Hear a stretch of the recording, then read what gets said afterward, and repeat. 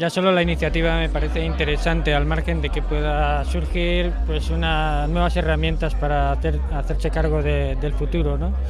El mero hecho de plantearse hacer participar a la ciudadanía, a los distintos agentes sociales, me parece una idea muy interesante. Lo veo como un paso adelante, pero todavía queda mucho trabajo por hacer. Bueno, ondo junda lehengo aurkezpenak, puzkat ezagutzeko ze izan dan prozesu hau, eta gero oso politxea izan da hemen bai ideia konpartitzeko tarte hau, eta nik uste dut aportazio politxak erten diela, eta nik uste dut interesgarrixak.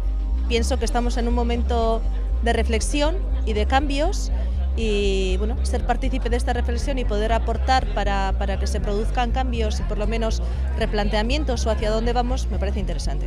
Bueno, pues interesante. Al final son unas reflexiones que están en boca de todos y sirve para compartir y ver que bueno, pues otras personas piensan lo mismo que tú.